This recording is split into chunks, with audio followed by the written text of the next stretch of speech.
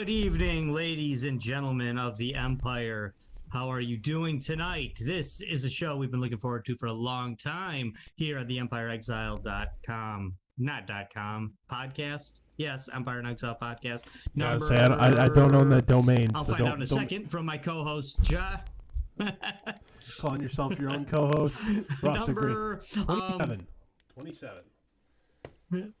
Number 27. I am Josh, host in the hosting chair tonight for the Empire and Exile. With me, as always, is Dorf. This is gonna be a fun one tonight. No politics. Well, we're gonna, joking about politics, but no politics, no serious stuff. We're talking Star Wars tonight, guys. We're talking Star Wars tonight. How you doing, Dorf? I'm doing all right, man. It's it got above freezing today here, and our 2.5 feet of snow has turned into about 1 foot of snow in one day. It's pretty cool. That's what we're doing here in Detroit too. Yeah, it actually got to about 43 here today. Yeah. So 45. yes. Yeah, 45. It's like right it's before the sun went down. Yeah, we're transitioning from Hoth to Camino if we're gonna make our Star Wars references. Yeah. Well, we're quite the. But hey, for the God, this is bad, and I'm blanking on the name. What's the swamp-filled planet that Yoda was found on by Anakin Skywalker? Jesus Christ. Dagobah. There we go. That's more accurate of what we're experiencing right now. Dagobah. Minus the hot. It's just one big giant mud puddle. Yeah, I could see that. Yeah, but yeah, you're gonna need some heat if you're gonna bump up to Dagobah levels. Yeah.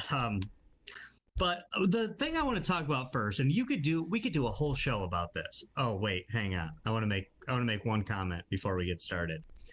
We're talking all things Star Wars tonight. A lot of things. One thing we are not talking about is very recently Gina Carano was fired from The Mandalorian.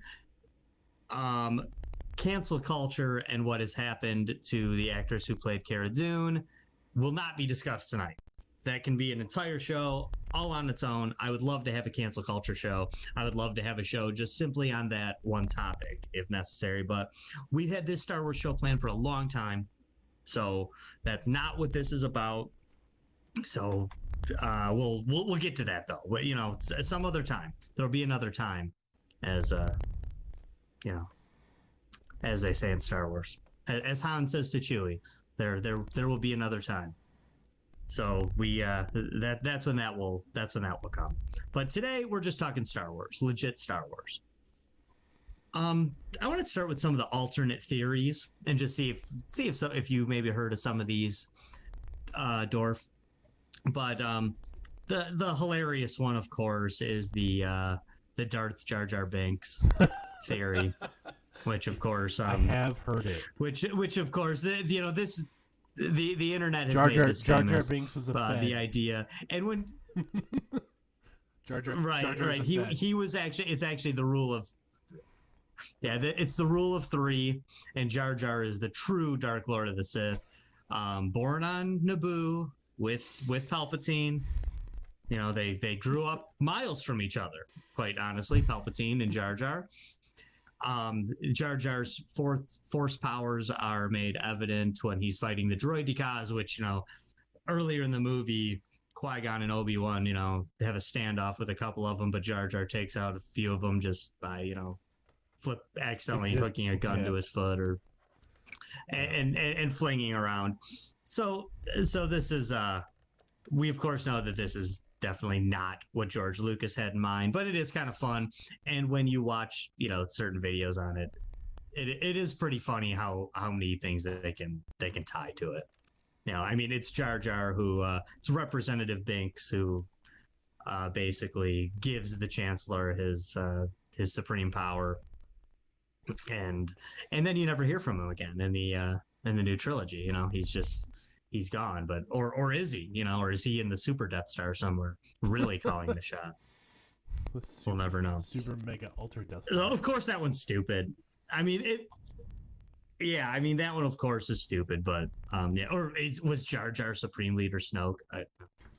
We wouldn't know. They didn't bother to. They didn't bother to flesh out tell us Snoke's anything about him. character, so yeah, they didn't bother to do any character death on the guy that everybody's supposed to be living in fear of.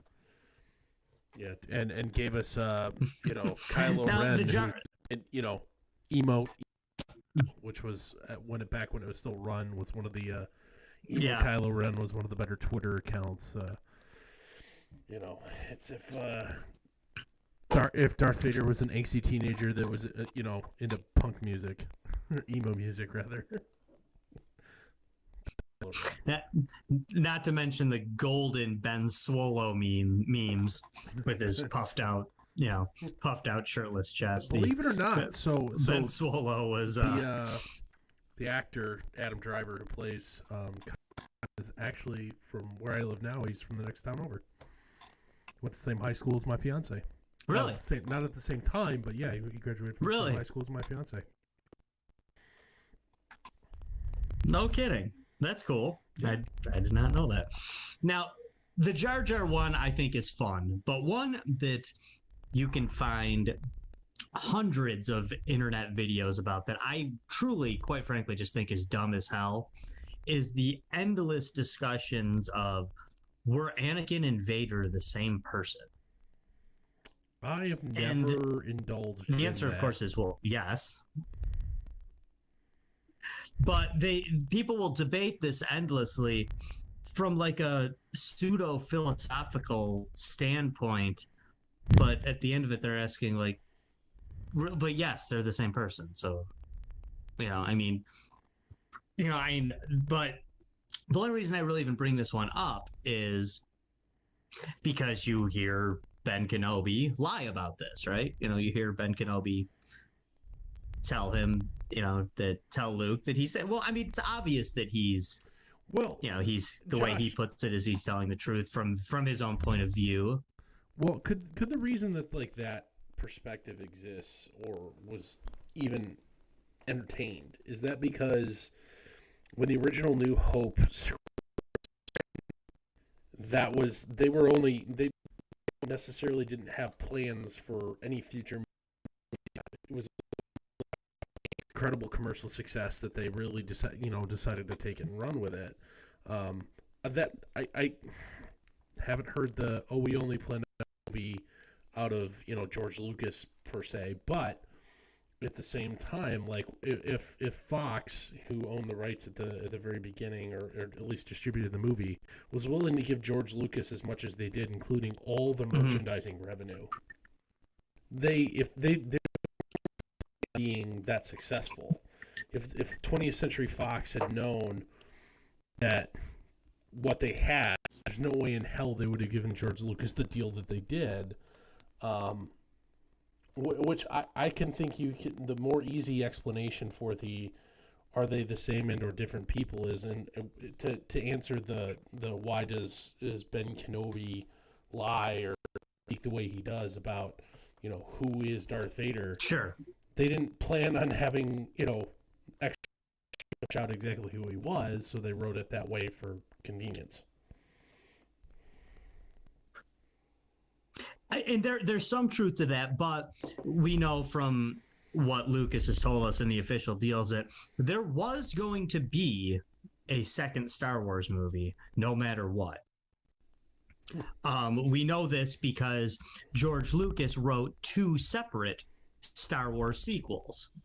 One, if it was successful, which is, of course, what we know as The Empire Strikes Back, and another, if it was unsuccessful, which we know as the book Splinter of the Mind's Eye, which many of us Star Wars nerds growing up being Star Wars nerds read that book. You ever read Splinter of the Mind's Eye? I have not read any of the extended universe, so I've believe it or not, man, I have not seen episode 9 because I refused to watch it because 7 and 8 were trash. Yikes. And but if there's been a video multiple times over. So I did not get any sort of graphic novels, right on, extended universe books, nothing like that. But if you've got, still to this day, Knights of the Old Republic, the original, I played it as recently as this week. So, in the Awesome. last, Okay, now Splinter of the Mind's Eye. All right, now Splinter of the Mind's Eye is far from canon. It is not expanded universe. It's not even considered Legends.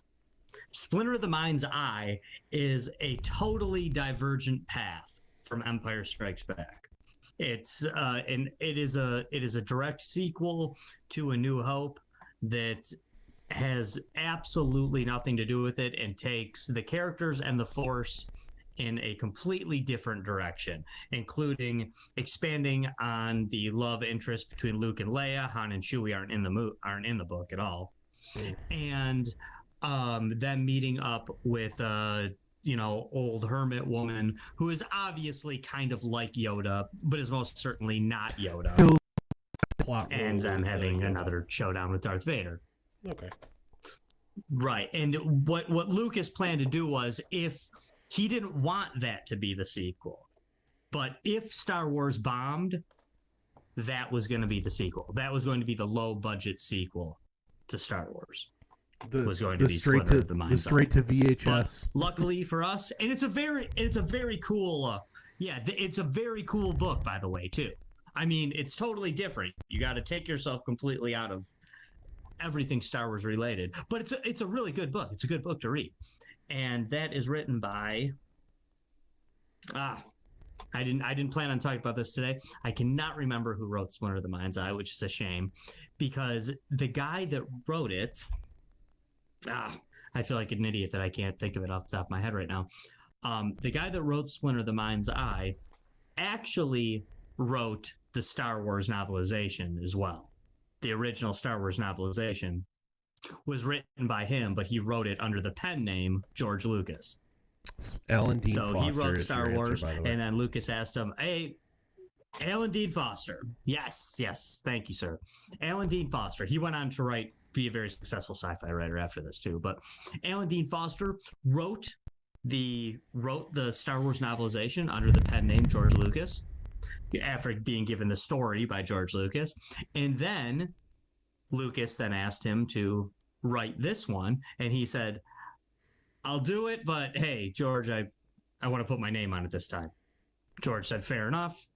So that one is actually written by Alan Dean Foster. Truth be told, they're both written by Alan Dean Foster, but that's when you go by the author underneath the title, that's how it goes.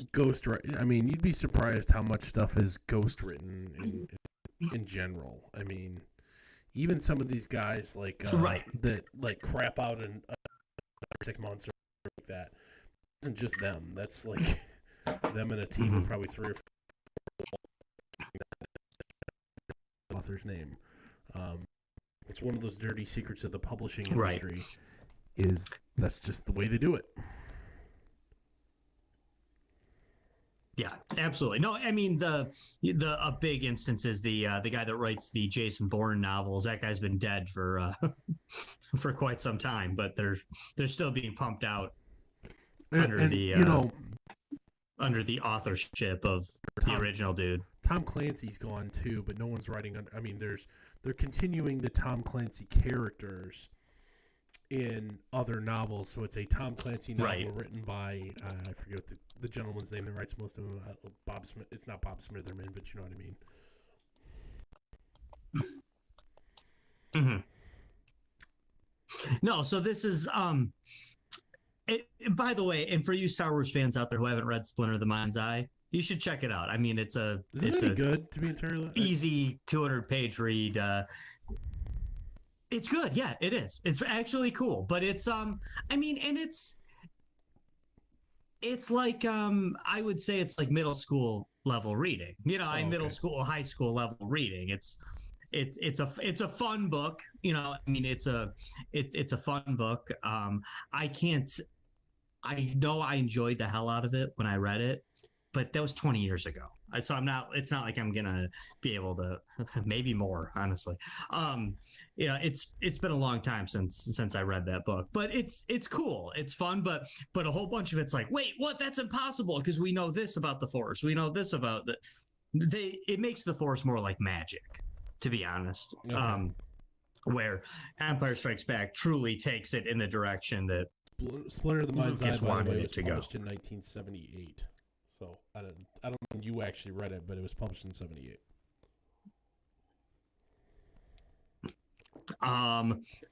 It's been a long time, but I probably read it a good close to 20 years after it came out. I wasn't even born in 78, and I was a teenager at best when I read it. So my parents were 13. I was 18 in 98. So I maybe read it a little after, if I read it when I was 16, I guess it was less than 20 years after it came out, but probably about 20 years, probably good 20 years. Yeah, probably 20 years after it came out, but 20 years ago, nonetheless.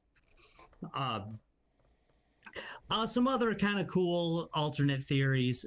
Some of them aren't too alternate, but one that goes to this same thing with Kenobi is that Obi-Wan Kenobi has PTSD when he's talking to Luke. Some of the things he just simply, quite frankly, can't bring himself to say because he's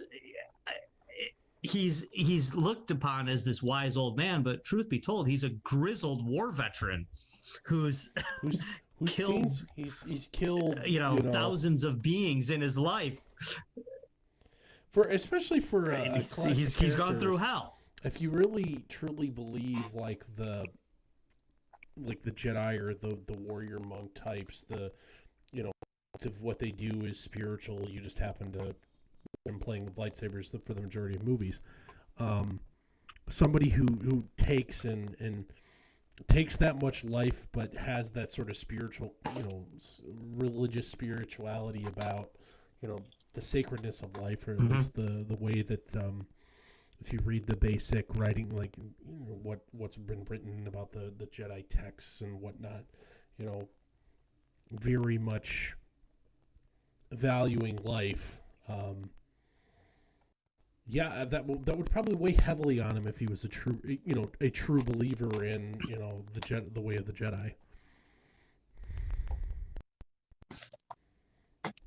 Yeah, absolutely. I mean, and this is, and he's basically had nothing but a decade, close to 2 decades to sit and stew over this, and for the most part by himself, while he's doing nothing but rationalizing this. And in his head, can't associate with anybody because he's in hiding. Yep.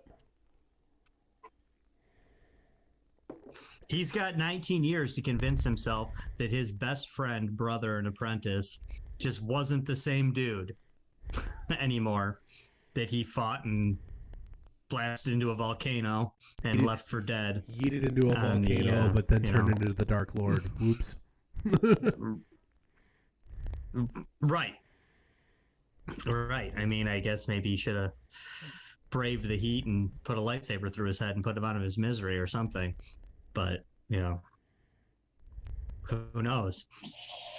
Another one that I really like, and this goes back to the prequel trilogy, is the idea that Count Dooku was never actually a bad guy. And one of the initial things that points to this is that he never has the yellow Sith eyes.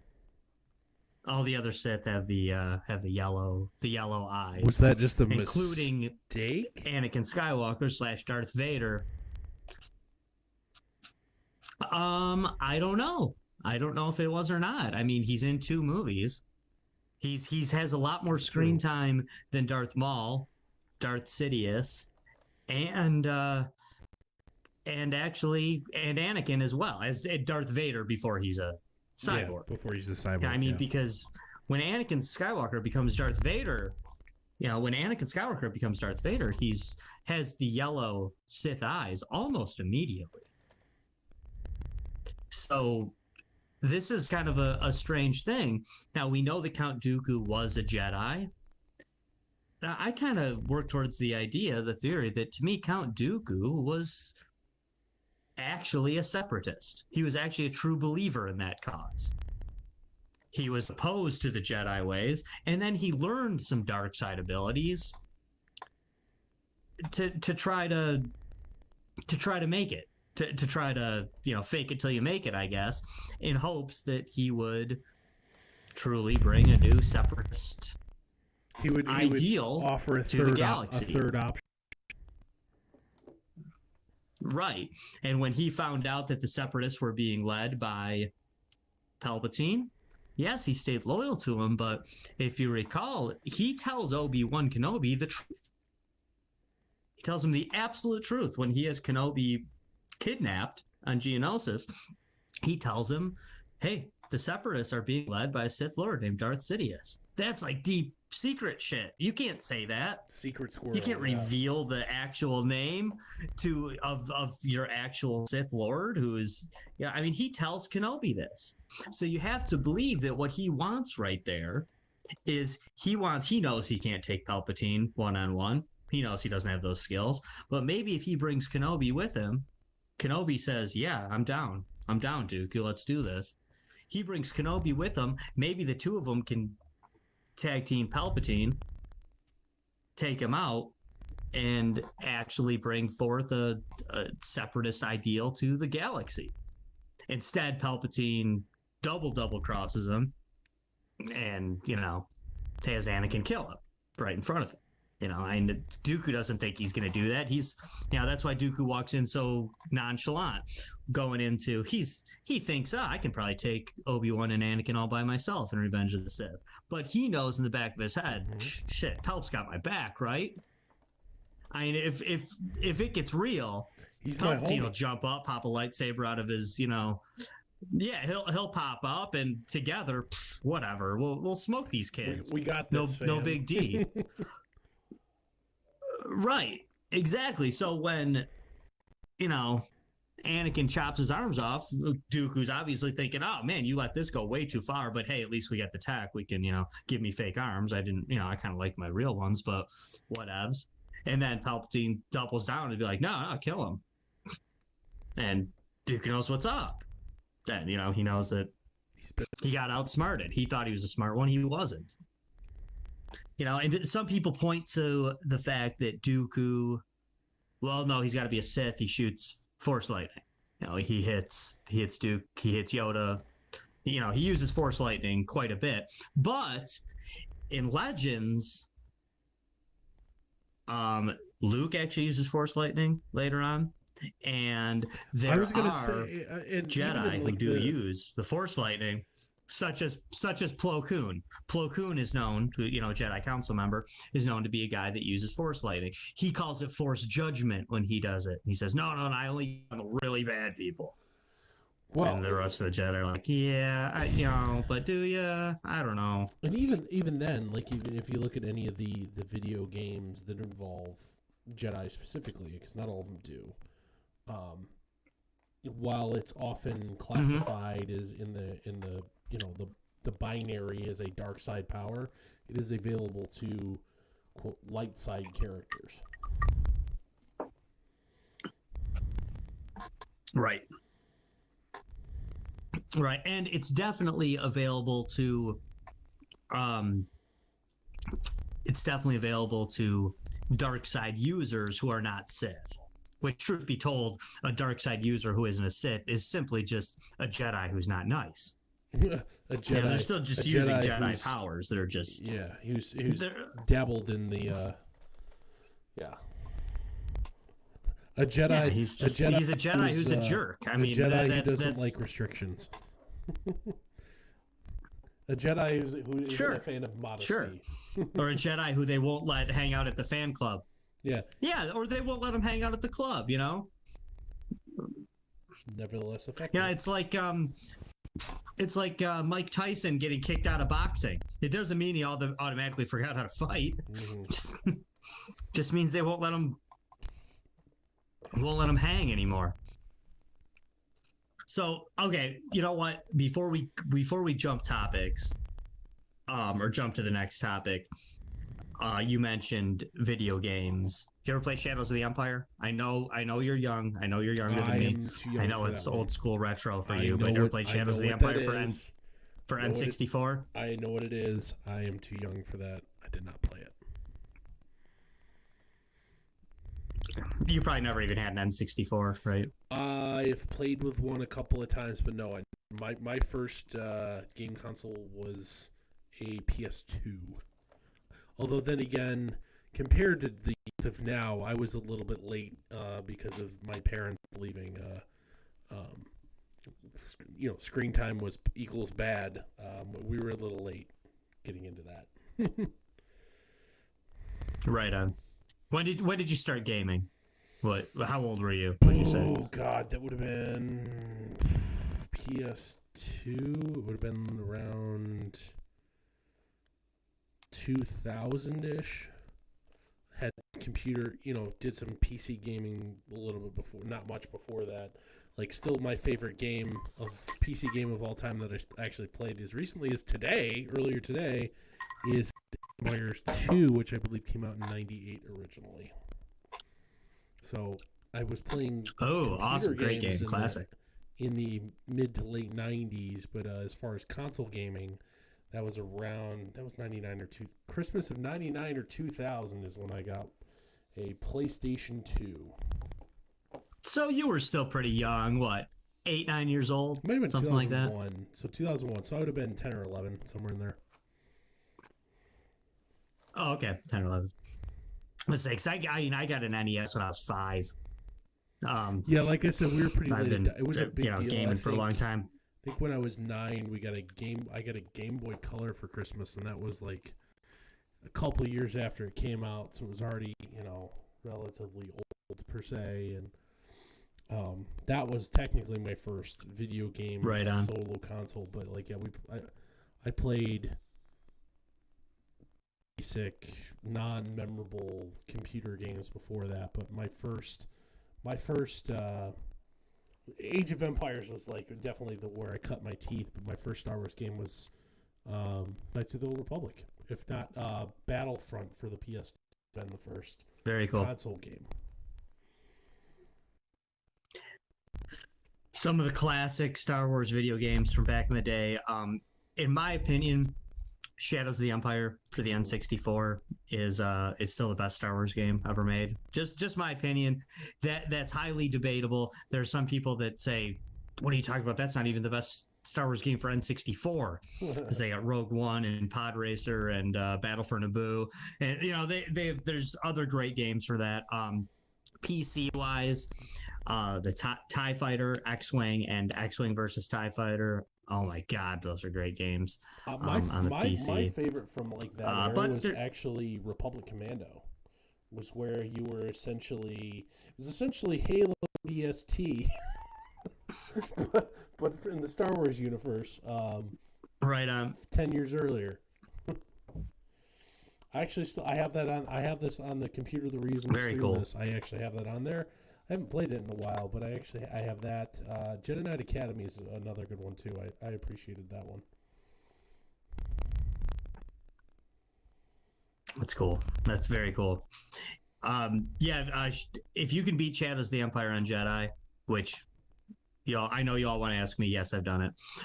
If you can do that, you're legit. You're legit. I'll give it to you. But what's fun about that game is that some levels it's a first person shooter. Some you're flying in space. Some you're on every level's practically like a different video game, which is really fun in a lot of ways. It's why I liked it. Some of the really old. I'm a retro guy. I'm a retro video game player. Some of the really old Star Wars games, I'm not gonna lie and pretend like they're awesome. They're not very good. They were okay for their time, but Nintendo, Super Nintendo, arcade. Yeah, I honestly, that was an era where video games based off movies were pretty lousy for the most part. They were slapping the brand on there, hoping some kids would buy it and develop it in 6 months. They're really not very good. Development time was 6 months. You released it concurrently with the release of the movie, and voila. Right. The old Star Wars arcade game's kind of cool. The old one, and which is kind of like an Atari port, I believe, is kind of off that too. Those are kind of cool, but it's basically just a very basic shooter. You're in an X-wing that you never see type thing. So for that era, it's kind of cool. Yeet some TIE fighters. Exactly. You need some TIE fighters that basically just look like sprites. But the next topic I want to get to, because I know that you've dabbled in this one, Dorf. I know we've had some conversations, some off the cuff Discord conversations. But the idea of, were the Empire actually the good guy? Now, I would like to debunk this. I think that is a mischaracterization of my. Wanted to quote me. It was the Empire did nothing wrong. That part I can definitely debunk. But where this comes in is the idea that the Empire was the government and the rebellion are technically acting as terrorists, and they are the ones starting it. That part is true. And that's about the Empire is the government. The Star Wars movies, deep as of the analysis as I go.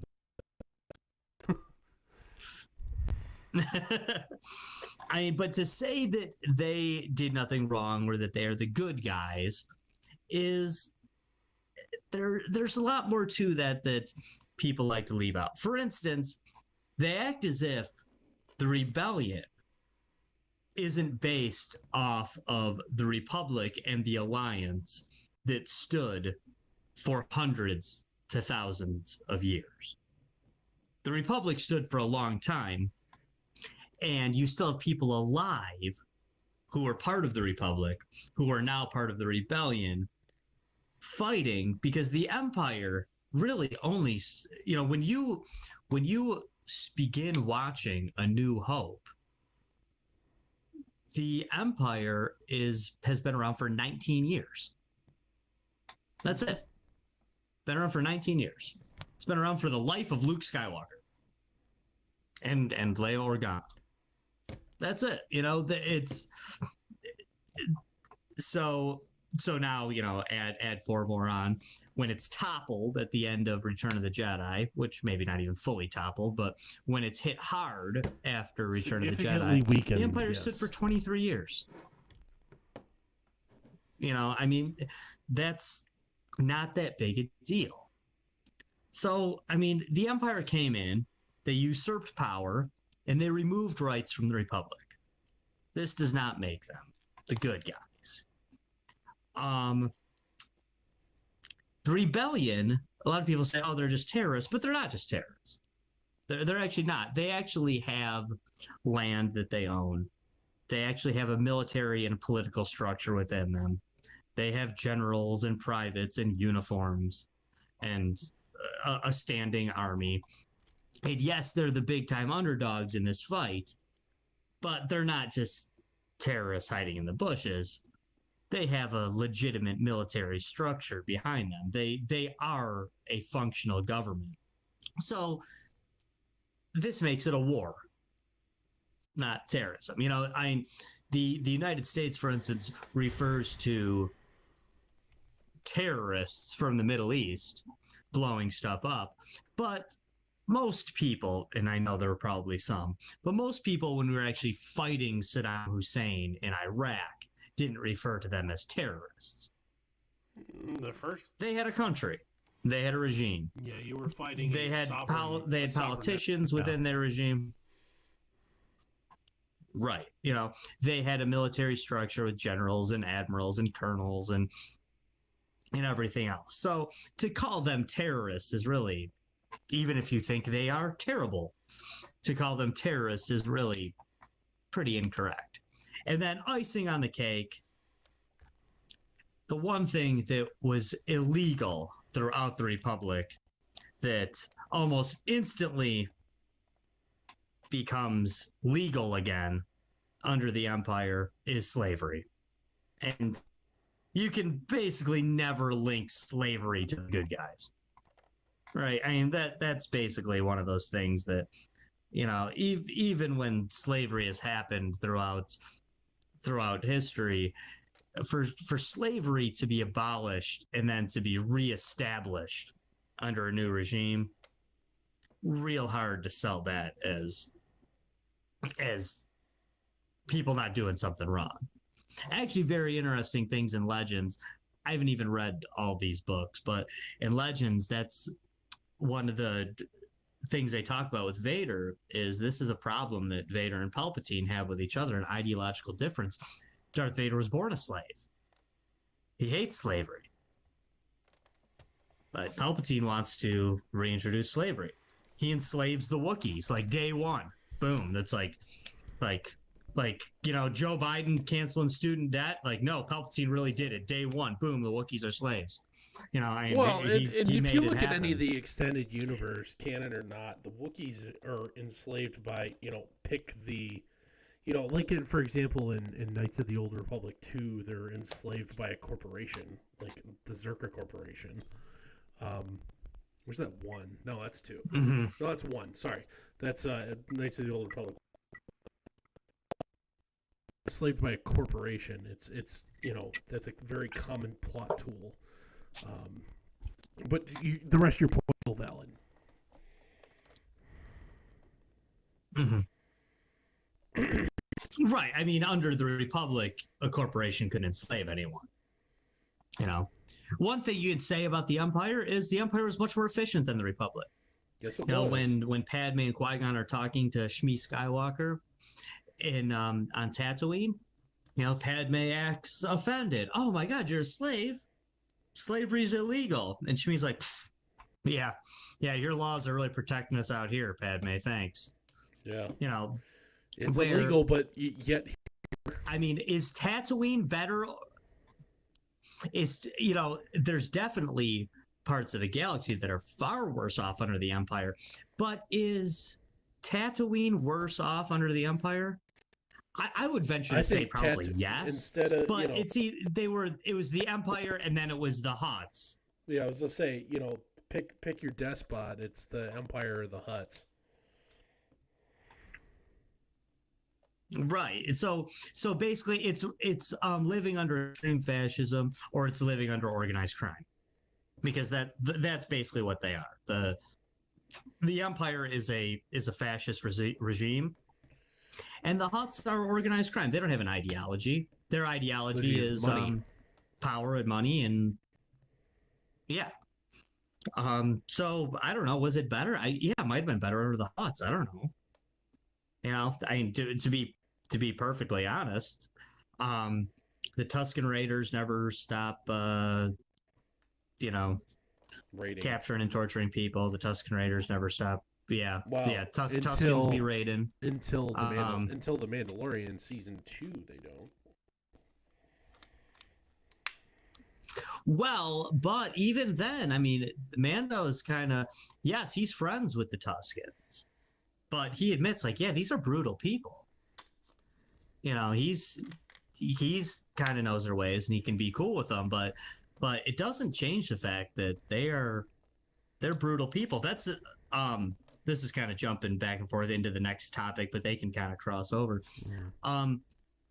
I've heard some people say like I'm a libertarian, and you know I hang in some libertarian circles, and Mandalorians. You know, Mandalorians bop. Mandalorians are awesome. Weapons are part of my religion. A lot of people are kind of making this thing like, oh, the Mandalorians are libertarians, or the Tusken Raiders are libertarians, but they're not.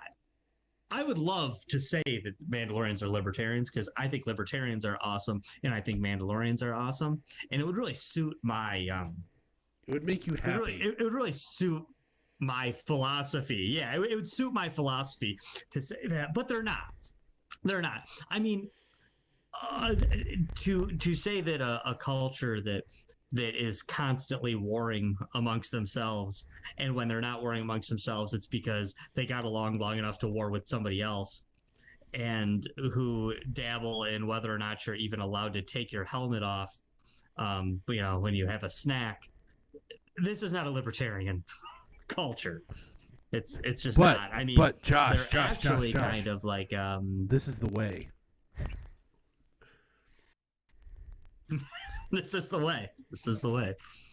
You know, if you want, they're kind of an example of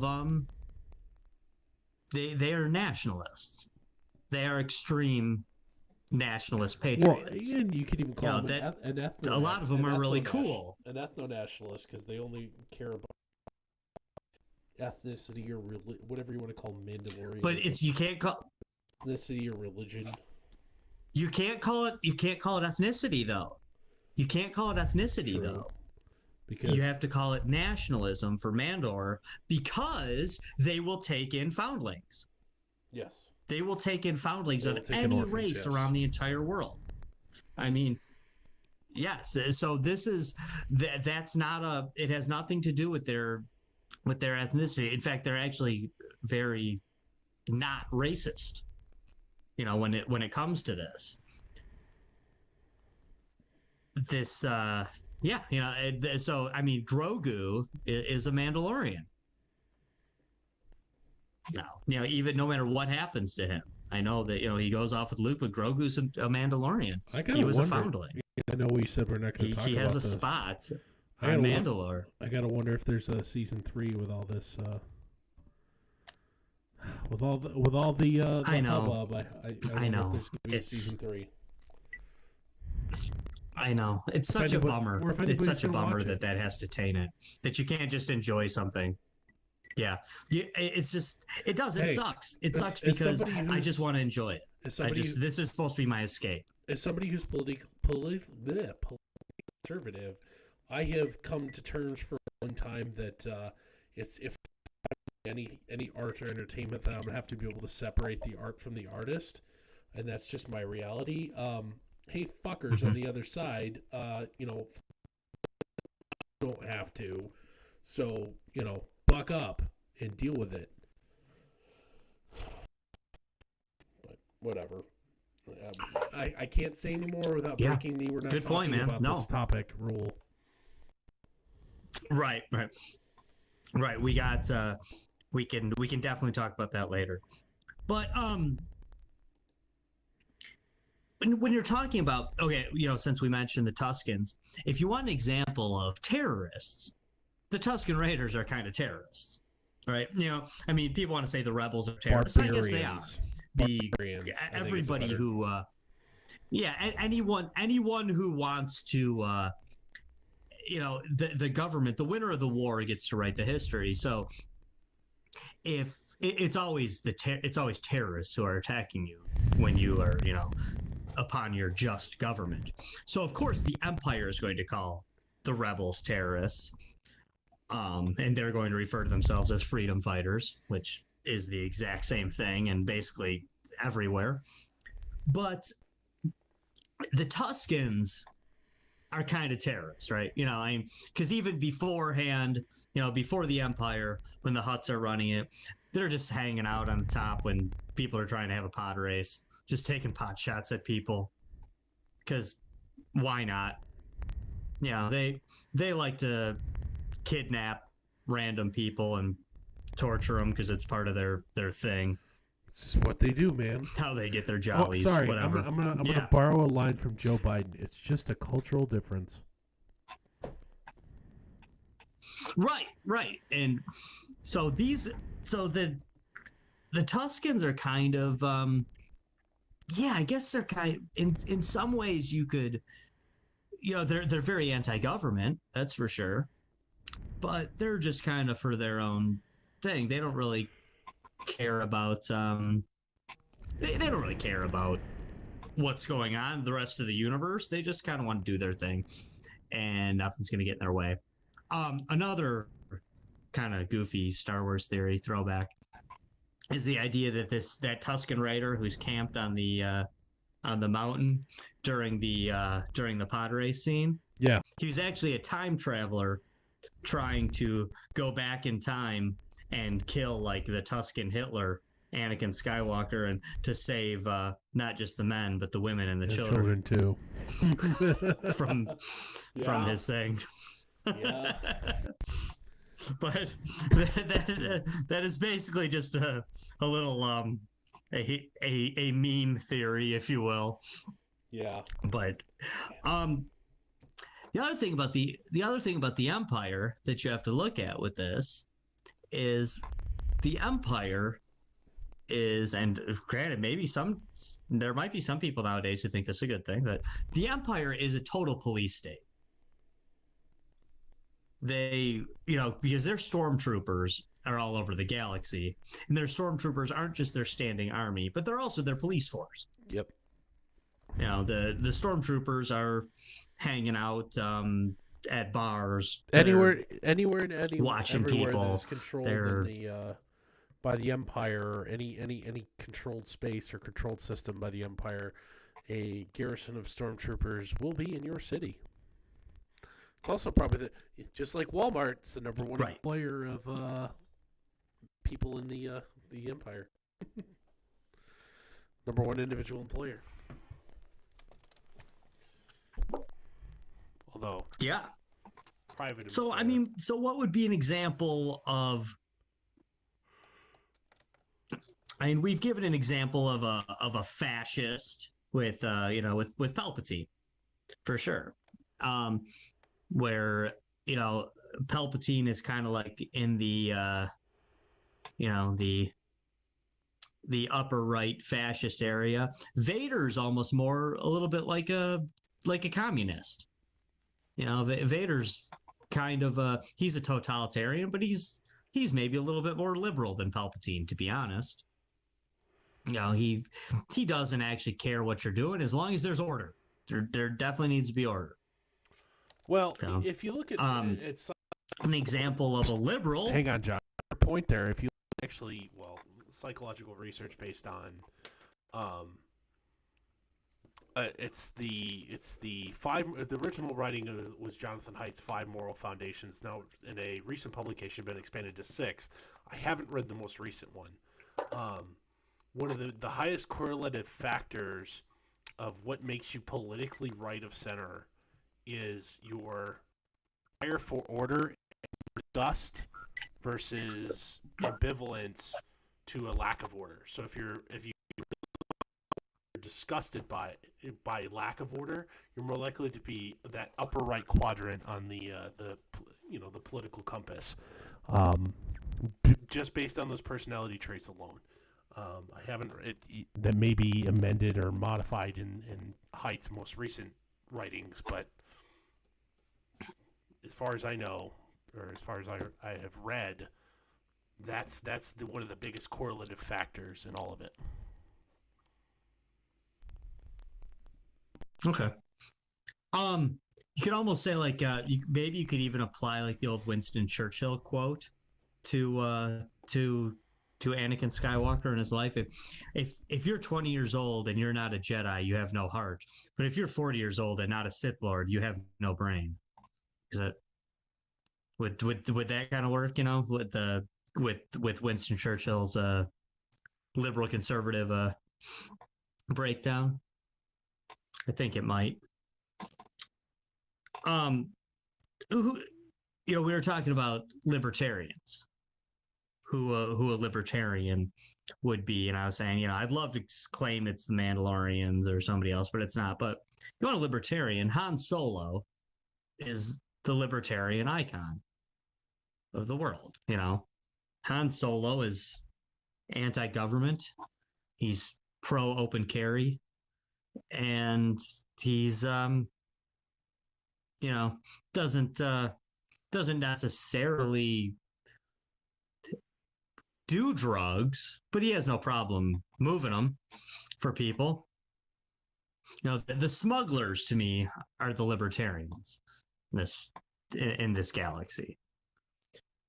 Another thing that's now, okay, before I get to my hot take at the end, like an example of a liberal to me, like your basic liberal, Princess Leia, Padme Amidala. These are your classical liberal, still willing to fight for what they believe, but they are to me what you would call a classical liberal. Jabba the Hutt, there's an example, like we said earlier, there's an example of no ideology there. He's organized crime. He can, anything he does that is good or bad wasn't done to be good or bad. It was done for profit or personal power. You want an example of an anarchist? We got Saw Gerrera and his rebels, his rebels that are basically kicked out of the Rebel Alliance. Why we keep going, Dorf? You got problems? You good? All right, I'm going to keep going. I think we might have lost Dorf, but I'm going to keep going. Saw Gerrera is an example of your anarchist. That's a guy who gets blown up in Rogue One. He's too radical for the rebels. Later on, after the Empire, we have Greef Karga and Cara Dune from The Mandalorian. They're kind of anarchists. They feel like, hey, Cara Dune feels like, hey, I fought this whole war for freedom, and now the New Republic's coming in, and they're making a bigger mess out of it. Like, that's not cool. Like, that doesn't work. I didn't fight the Empire just so we could have a new empire. That sucks. And my final example of who I think an anarchist would be is the Ewoks. The Ewoks are cool, man. The Ewoks don't have rules. They don't have laws, but they're not oppressive either. Your Ewoks are, Endor is basically, before the Empire comes in, is your perfect example of peace, love, and anarchy. They're your hippie anarchists, man. They're living the dream. They're living the dream, living off the land. Your Jedi, and also even your Sith, that's your priesthood, man. That's your philosophers. Those are people that, a lot of people love and respect, but some people can't stand their priesthood or their philosophers. They're the elite of religion. Because in a lot of things, when you talk about the Jedi and the Force is, to some people, it's a religion, and not all people who follow the religion can work the Force. They actually start to talk about this in episode 7 a little bit with the dude Lord Santak, I think his name is, who dies at the beginning of it. Now, this is a guy that he's not Force sensitive, but he follows the tenets of the Force religion. That breaks that down. That's important. An important part of this. Hey, Josh, getting here. Oh, okay, I'm back. I'm kind of waiting on my hot take here because I don't know if Dorf is with me or what he's doing. If Dorf, if you can hear me, if you want to throw me a hand signal, flip me the bird or something, that would be cool. All right, so yeah, I've lost Dorf, but it sounds like we're still going good here. But my hot take, you know what? I'm gonna divert it. I'm gonna divert it one more time. You want to know who are the Republicans and who are the Democrats? When you're following the American style system, you got to look towards neither. Stop trying prequels for to this. Force the dichotomy on things that doesn't belong. The Republic and the Separatists fighting in episode 2 and 3, and throughout the entire Clone Wars, those are the Republican and Democrats. That's exactly what's happening with our country right now. Is these people are fighting, and the people watching the fight still honestly believe that they're on different sides. But if you look deep enough, you realize that the Republic and the Separatists are not on different sides at all. They're being controlled by the exact same puppet masters. Also, they can, also Emperor Palpatine can jump in and run this all by himself. I think that's exactly what's happening in our country right this second with Republicans and Democrats. They're the Republic and the Separatists. Most of it's fake. Sure, a lot of bloodshed's really happening, but most of it's fake. What's up, Dorf? So Josh, before we fixed on the broadcast, but not the way we're talking back and forth. So it had initially died on the broadcast, but not with you. And then it when I fixed the broadcast, it broke yours. And now I'm back to good. I have heard everything you said. I apologize to those folks there, but all right. So we got most of that at least. Good to keep soldiering on. Sorry about that. Sounds good. That is good. All right. So I'm not saying we have to end the show right now, but here's my hot take. And this is where this delves a little bit out of the Star Wars realm and into real life a little bit. But as terrible as the Empire was, as oppressive as the Empire was, when you actually analyze what life was like under the Empire is still more free than the Earth we live on right now. It's still better. It's actually better. Right, yeah, no, I mean, well... No, I mean, yeah, of course it's, the people in Alderaan aren't free, they're dead, but that's... As long as you weren't you're talking about a galaxy, we're talking about a planet, so... Rebellion yeah, planet, talk to people on... rebelling planet, you're probably right there. I don't know, there's been cities or towns that have been wiped out by myriad different governments around planet Earth. I guess that would be comparable to Alderaan. Yeah, and I don't say this to defend the Empire. Say, all I know is that you can walk into bars in Coruscant. I mean, forget Tatooine. I mean, Tatooine, geez, that's free as can. No, I mean that's totally. I mean, you got a level of freedom that you can't imagine on Earth, on Tatooine, but even on Coruscant, this is the Republic. Do that. This is the capital of the Republic.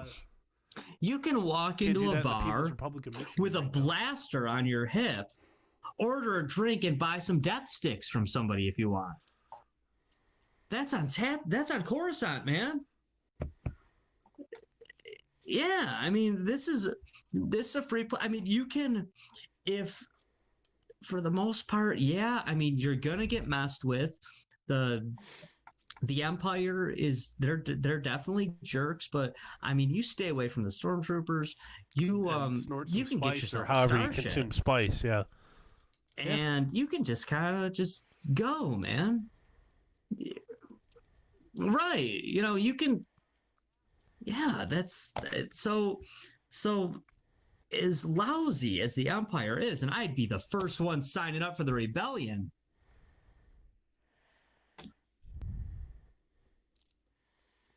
You can go become a pirate. You can go become a pirate. Yeah. That's the next extended universe. I'd be the first one signing up for the rebellion. That's the next extended universe. That's the next universe book I want is, anti-piracy operations. I want to follow that story. Yeah. Oops. The Empire, the New Republic, and their anti-piracy operations. And that's... Hell, that's the way you could have taken the... That's the way you could take the new what was so cool about that last episode of The Mandalorian was, you taking out organized crime. You bring Luke Skywalker piracy back into the mix. You show how absolutely awesome he is. It brings it back to that original thing. I heard people back in the day saying like, young Obi-Wan Kenobi's way better than Luke in Return of the Jedi. But if you want to compare ages, right, and it should be cool. It should be cool. I can't wait for it. Well, actually, I guess I can. I will wait for it because I'm boycotting Disney, but that doesn't mean I won't pirate it later. Well, we're about to find out because they're doing another Kenobi series. For free. But you look at Obi-Wan fighting Darth Maul in Phantom Menace and compare it to Luke fighting in Return of the Jedi, and you say, oh, shit, Padawan Kenobi's, greater than Jedi Luke. But Kenobi's 26 years old when he's fighting Darth Maul. Luke he'd be about 28 when he popped onto that ship, saved Grogu, and took out a small army of Dark Troopers. And he didn't get to learn the Force from age 4 like Kenobi did. He just, he had to start at age 19, learn on the fly while the rebellion's going on. Both is, oh, I got a Jedi Master. Oh, no, he's dead. Oh, I got another Jedi Master. Oh, no, he's dead. I mean, Luke, shit, he's practically self-taught at this point, and he's wicked awesome. Mowing through Dark Troopers like they're nothing. So, I mean, yeah, it was awesome.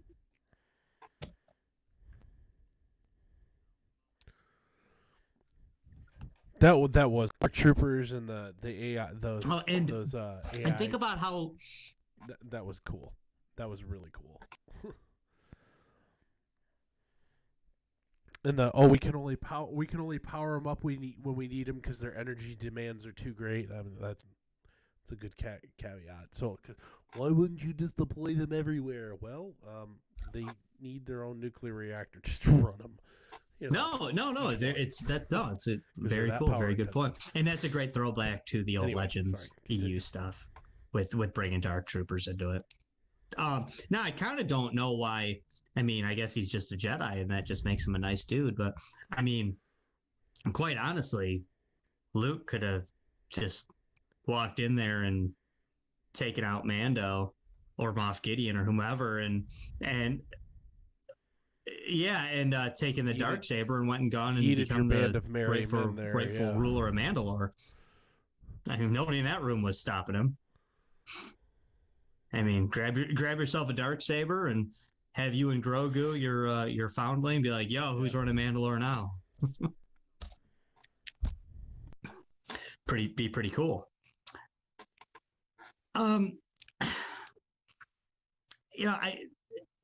The other thing that's so great about that Mandalorian episode was, the Mandalorian girl power scenes were far better than what they tried to do with the Avengers.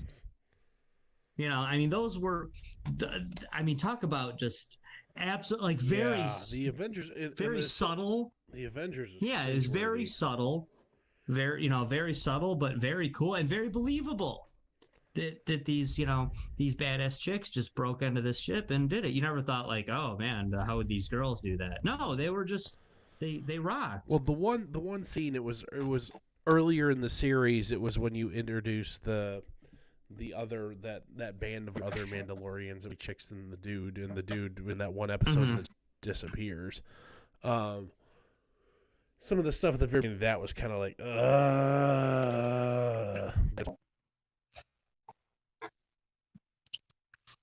For sure, but nowhere near as grown worthy as the Avengers, Endgame scene, which I try not to hate on.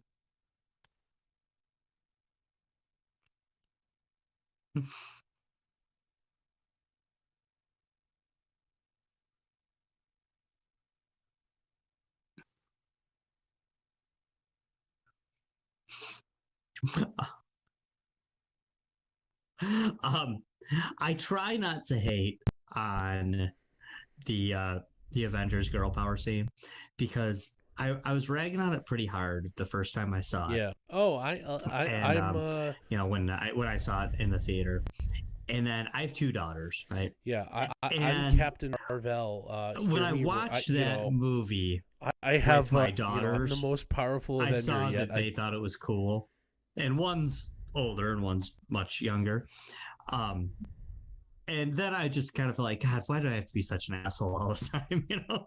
Like I just felt like kind of a jerk. So I was like, no, what if there's people out there liking that, why do I gotta hate on it? Why do I always have to be such an asshole? But so when I saw that, when I saw that, at the end of the day, stuff like that's supposed to be fun. It's supposed, and I'm like, you know what? If the girls watching this thought that was cool, then I shouldn't be a jerk and hate on it. It's fine. But that's just me. That's just me getting old and soft. That's me.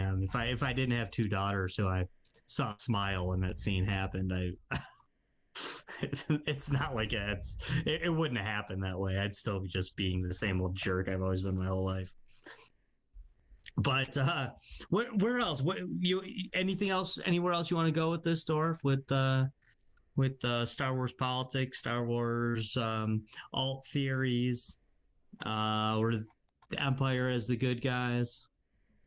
Sure.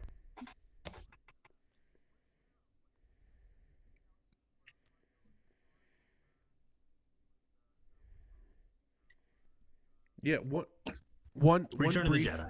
Brief subject here. Return of the Jedi. One brief subject here. Your favorite Star Wars movie, TV show, whatever. Go. You have to pick one. I know a lot of Star Wars fans who feel that way. I'm going to be... So, our former podcast co-host and I, Adam Hernandez, are on the same the base here. Rogue One is the best one they've ever made. It's the only one where you feel like there's... It is the only one, in my opinion, where you feel like there's something at stake.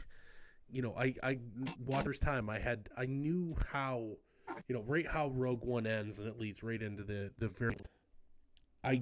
Not knowing the detailed background by reading the extended universe books and everything like that, yeah. I knew there was something at stake, and for the ground crew there to get Death Starred and everybody to die to get those plans out, that level of having that level of stakes, and you know what, the good guys don't get to ride off into the sunset and get the girl and live happily ever after. That made it a unique movie, and by the far, in my opinion, the best one. I'm not. There was something at stake. The good guy wasn't going to be alive. My favorite of all time. I'm an original trilogy guy. I love the prequels too. Hate the sequels, I have to admit, but I love the prequels. But I'm an original trilogy guy. Is my thing. But dude, I love Rogue One. I absolutely love Rogue One, and I know, including you two, I know 5 people. Dude, I love Solo. Really, I actually love Solo. And Solo isn't as bad as everybody makes it out to be. Solo wasn't as bad as everybody thought it was. I chalked up my disappointment with episode 7. I chalked up to, well, I've waited so long. I've grown so much expectations in my head. No matter what movie would have played on that screen, I would have been disappointed. And then episode 8 came out, and it was trash. And then I rewatched episode 7 with that in mind and realized how trash it was. Watched episode 9. I have no idea what happens in episode 9. I don't think I'm going to watch episode. Probably not for a while, because it's that bad, man. Of 7, 8, 9, I actually think 9 is the best. That's like, to me, that is. How can I make this as childish as possible? That's like saying, like, which one do you want in your hair, poop, pee, or diarrhea? And me saying, like, oh geez, okay, episode 9. That's so when I say I like it, I don't like it. I just, of those 3, it's probably the most fun to watch, I guess. But the problem with the sequels, like, people have a problem with the prequels, but they had problem with them being hokey or doing, they had problem with with problems with this, problems with that. But the problem with the sequels has nothing to do with production value, even though production value kind of sucked at points. But what the problems that lie there is that it ruins parts of Star Wars. Like, the prequels don't ruin anything in Star Wars. You might not like the movies. I personally like them. But you may not like the prequel movies, but they don't ruin things you knew about Star Wars. They reinforce them. In the sequels, they ruin it.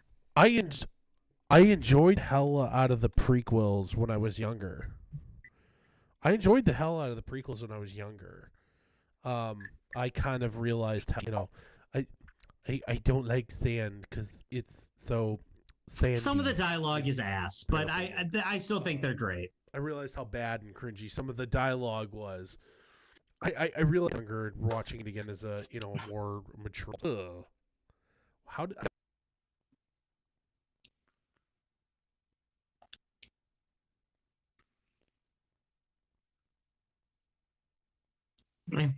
Star Wars has always been campy, and none of that ever bothered me. I saw every prequel. I know I'm older than dirt. I saw every prequel as an adult. Phantom Menace came out right after I graduated high school. So I was an adult. Not room, guys. Like, old, Jesus. but I was, I was. Are you trying I was to make 19 Anakin sound like a tart? when Phantom Menace came out. But so I was straight out of high school when Phantom Menace came out. I was married when Attack of the Clones came out. I had a kid when Revenge of the Sith came out. So I'm old.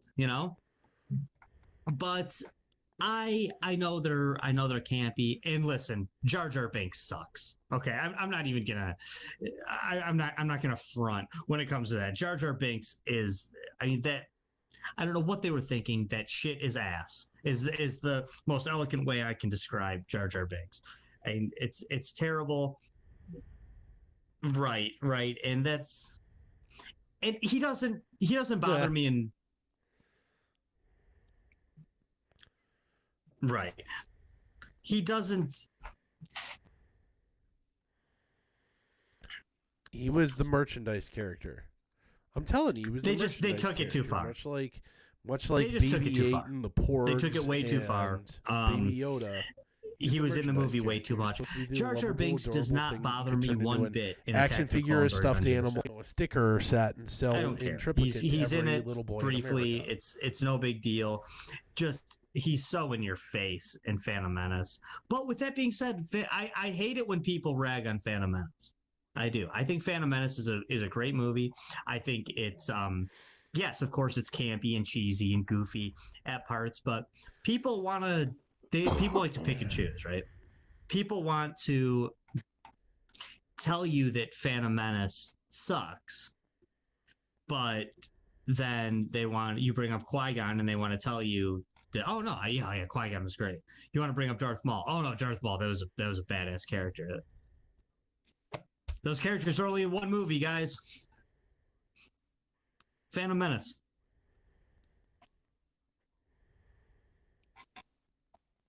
Right, and Rebels. Well, Darth Maul is really fleshed out in like the series, and he's got a little bit. But he was brought back into those cartoons because he was so awesome. Anyway, in the Phantom Menace. The pod race is great. I love the pod race. Still one of the greatest lightsaber duels ever is Darth Maul v Qui-Gon and Obi-Wan. You meet Obi-Wan as a young character. Qui-Gon and Obi-Wan. Ewan McGregor's awesome. It's Ewan McGregor's first portrayal. So I just dislike the hate. See, when I was growing up, before those came out, Return of the Jedi got that kind of hate that Phantom Menace got later.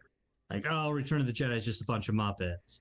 It's just the Ewoks. Yeah, I know the Ewoks are kind of they're kind of lame. I like the Ewoks. The scene with Princess Leia and Wicket, it's a hat. Yeah, awful. But for the most part, it's a great movie. The space scene at the end is great.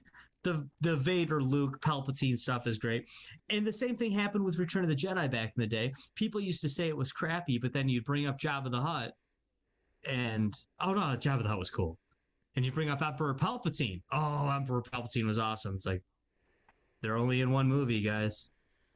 And it's a movie you claim to that you claim sucks. Like, be consistent in your thought process, please. So I guess that's where I'm at with that. But dude, I don't think that I'm going to be some purist and say that, you know, you're wrong for thinking Rogue One is great. Rogue One's awesome. And I know a lot of Star Wars fans. I know probably 5 people, including you and Adam, who think Rogue One's the best one. And that's Star Wars fans, you know. I know quite a few people that are just all in on Rogue One. Great movie. And of course, the end is just ridiculous. It's awesome.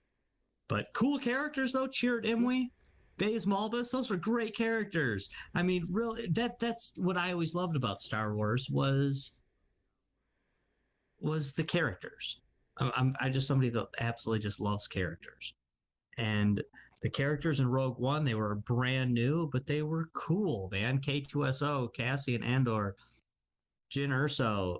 You know, they talk about, you don't like the sequel trilogy. It must be because you're sexist.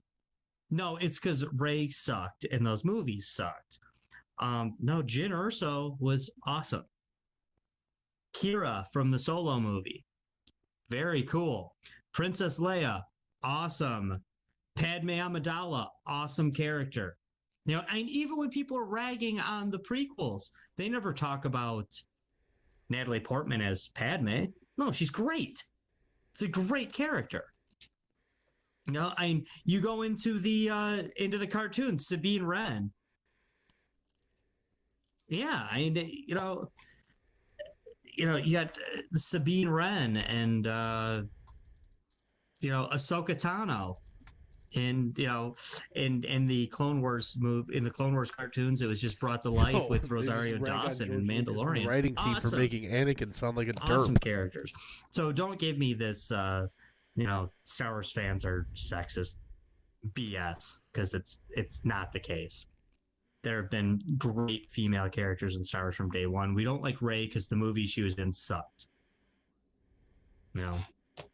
We and by the way, and definitely no one doesn't like Finn because, you know, he's black.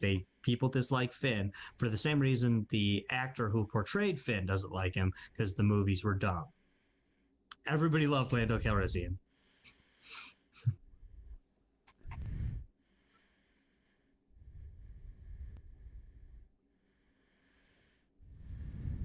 Yeah, it sucked.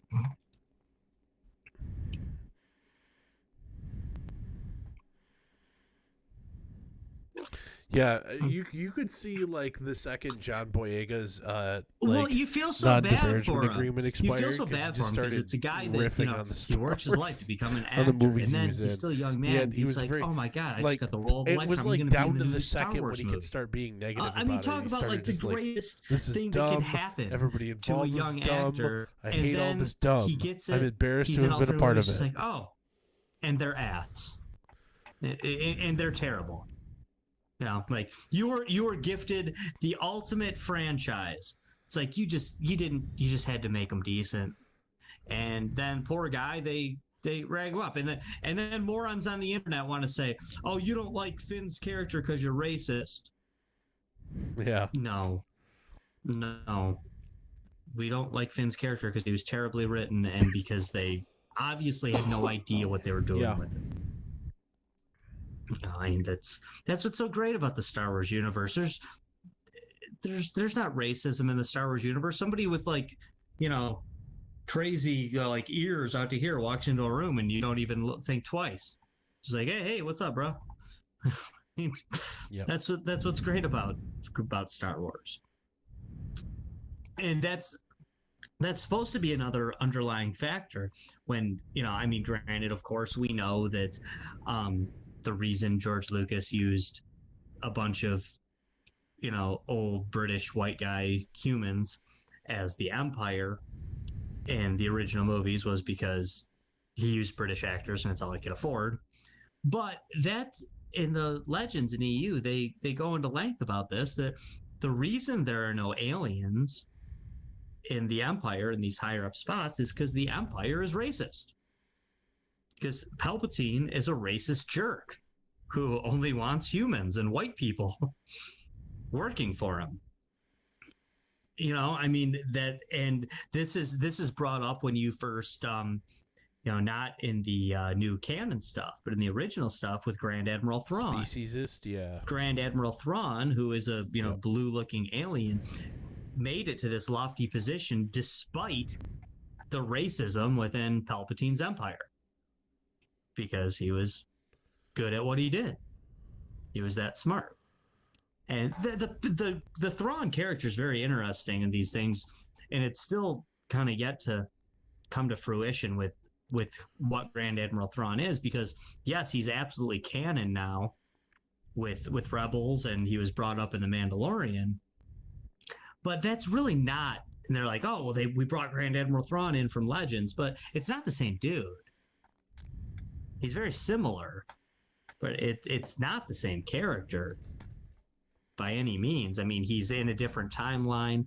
In the books, Grand Admiral Thrawn had this little guy, this little like furry alien thing that sat on his shoulder that blocked force powers.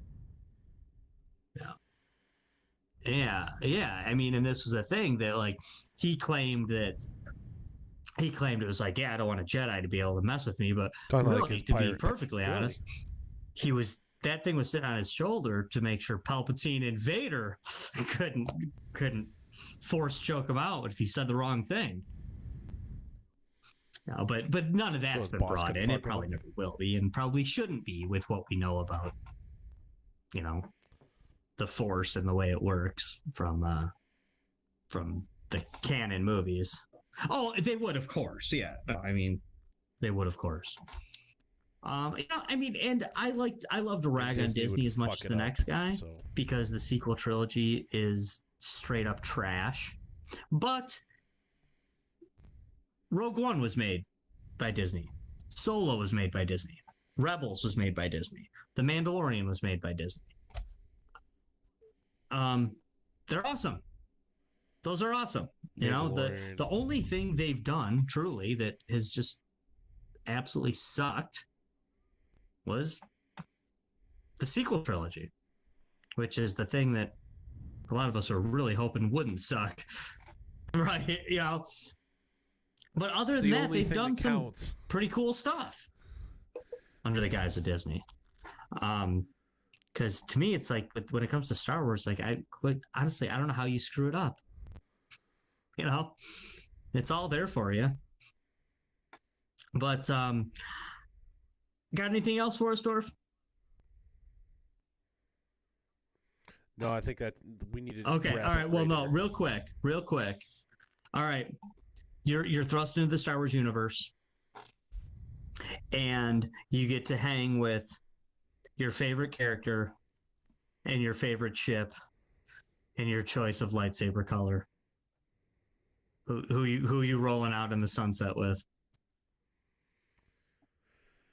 Ooh, favorite character.